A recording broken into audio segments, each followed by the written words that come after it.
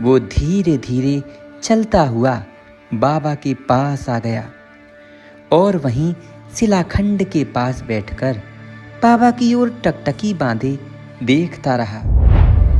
कई घंटे बाबा का ध्यान चलता रहा और वो शेर बाबा की शरण में चुपचाप बैठा रहा। राधे राधे मित्रों, स्वागत है आपका आपके अपने YouTube चैनल पर। बाबा कहते थे कि वे अमरकंटक के जंगलों में बहुत वर्षों तक रहे। अमरकंटक जो युगों से सिद्ध चरण योगियों एवं ऋषि मुनियों की तपोस्थली रही है। यहाँ आज भी अनेक सिद्ध संत एवं तपस्वियों का निवास है। इस तपोवन में आज से करीब 100 साल पहले बाबा तपस्या करते थे। उस समय अमरकंटक के वन प्रदेश में बहुत शेर, चीते और बाघ आदि जानवर रहते थे। वहीं बाबा घने जंगलों में रहते। नदी के तट पर बाबा ध्यान करते थे। वहीं शेर, चीते और कई जंगली जानवर नदी में प्राय पानी पीने के लिए आते थे। बाबा एक दिन शिला पर पद्मासन लगाए ध्यान कर रहे थे। उसी समय वन से निकलकर एक शेर नदी पर जाने की बजाय बाबा की ओर मुड़ लिया। हिंसक पशु इस प्रकार शिकार देखकर प्राय गर्जना करके झपट्टा मारने के लिए छलांग लगाती हैं, किंतु उस शेर में शांत भाव था। वो धीरे धीरे चलता हुआ बाबा के पास आ गया और वहीं शिलाखंड के पास बैठकर बाबा की ओर टकटकी बांधे देखता रहा। कई घंटे बाबा का ध्यान चलता रहा और वो शेर बाबा की शरण में चुपचाप बैठा रहा। संध्या काल में जब सूर्य अस्त होने को था तो बाबा ने ओम की ध्वनि करते हुए अपने नेत्र खोले और सामने शेर को बैठे देखा। बाबा शिला से नीचे उतरे। शेर खड़ा हो गया। इससे पहले कि बाबा के चरण आगे बढ़ने के लिए उठते, वो शेर अपना माथा बाबा के चरणों में रख रेत में लोटपोट होने लगा।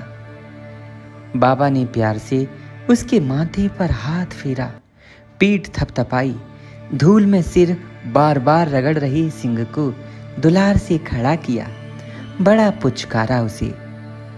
वह बाबा के समीप ऐसे खड़ा रहा जैसे कोई आज्ञाकारी शिष्य अपने गुरु के पास हो, जैसे कोई आज्ञाकारी पुत्र अपने माता पिता के साथ हो।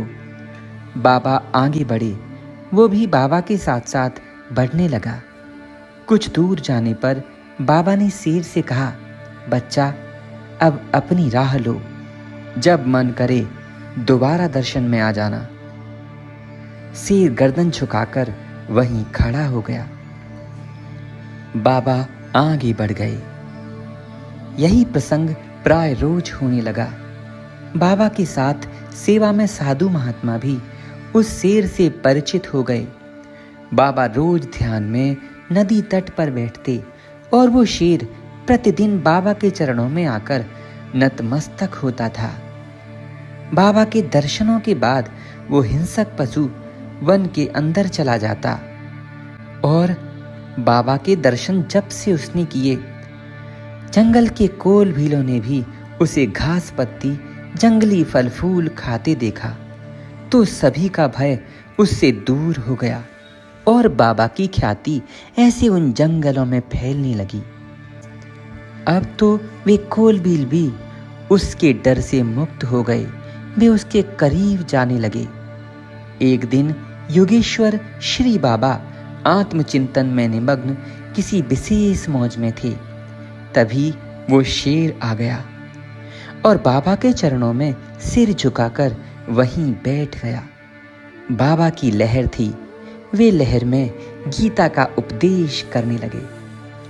बाबा के समय साथ रहे शिष्य साधु बताते थे कि जिस समय बाबा गीता के श्लोक अपनी वाणी से कह रहे थे, उस समय सारा वन प्रदेश एकदम शांत और स्तब्ध था। मानो जैसे कुरुक्षेत्र के मैदान में भगवान श्री कृष्ण अर्जुन को गीता कह रहे हों और समय चक्र एकदम स्थिर हो गया हो। उस शेर के साथ साथ वन के पेड़ पौधे, लताएं, गुम्ल, हवा, नदी सब बाबा की वाणी को आत्मसात कर लेना चाहते थे। संध्या हो गई, सूरज छिप गया, किंतु पाठ चलता रहा। गीता के उपदेश का रसानंद वन प्रदेश के समस्त वातावरण को मुग्ध कर रहा था। मानो सारी प्रकृति उस ज्ञान के सागर में डूब जाना चाहती हो। बाबा के उपदेश से वो सिंह उनका भक्त बन गया। वो नित्य प्रति बाबा के दर्शन में आता। उसकी हिंसक वृत्ति कभी देखने में नहीं आई। उसका बाबा के चरणों में प्रणाम करने का अपना निराला ही ढंग था। जमीन की रेत पर कई देर तक सिर घुमा घुमा कर रगड़ा करता। जब तक बाबा उसकी पीठ न थपथपाते वो यूं ही लोटपोट हुआ करता। एक दिन बाबा ने उस मूक प्राणी की भक्ति भाव पर मुग्ध होकर उसे गुरु मंत्र दिया। बाबा बोले, ओम कृष्णाय वासुदेवाय हरे परमात्मने प्रणतः क्लेश नाशाय गोविंदाय नमो नमः। इसका उच्चारण श्री बाबा कर रहे थे और वो शेर शांत भाव से आत्मसात करता हुआ दृढ़ता से बाबा की ओर टकटकी बांधे रहा। जब तक बाबा अमरकंटक के उन प्रदेश में रहे, वो शेर नित्य बाबा के दर्शन में उपस्थित होता था। नित्य नमस्कार, नित्य गुरु पूजा उसका स्वभाव था। वो ऐसा कभी नहीं भूलता था। अक्सर बाबा बताते, बच्चा, योग साधना द्वारा जब योगी अहिंसा वृत्ति को सिद्ध कर लेता है तो उसके शरीर के चारों ओर तेज प्रकाश पुंज व्याप्त हो जाता है और उस प्रकाश के तनिक भी प्रभाव या स्पर्श में जो भी जीव आ जाए वो उस प्रकाशमयता के प्रभाव से प्रकाशित हो जाता है। प्यारे मित्रों, ऐसे महान योगीराज श्री देवराह बाबा सरकार की हम लीलाएं सुन रहे हैं। उन्हें आत्मसात करिए, बाबा को भूलिए नहीं। अपने दैनिक जीवन में जब भी संकट आए, जब भी आपको लगे कि अब क्या होगा, उस घड़ी बाबा का चिंतन करिए, आत्मचिंतन करिए। आपको राह बाबा ही दिखाएंगे। राधे राधे। वीडियो अच्छा लगा हो तो लाइक करना और चैनल को सब्सक्राइब करके हमसे जुड़े रहना। जय श्री